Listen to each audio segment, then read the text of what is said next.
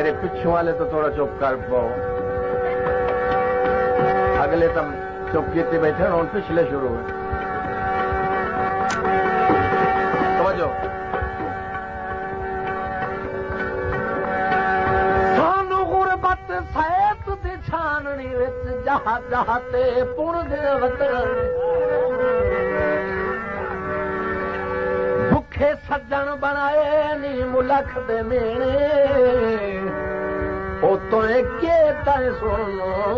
दे वतन तैथू टुटने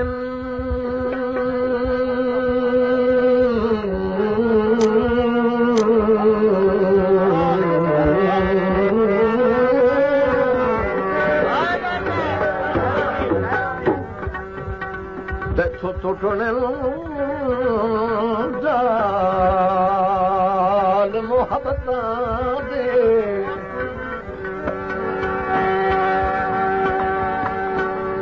अबरार और उन दे वतन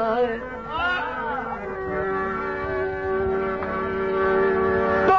एक दियो कासा भान सतना है असा भी बरिया चुन दे वतन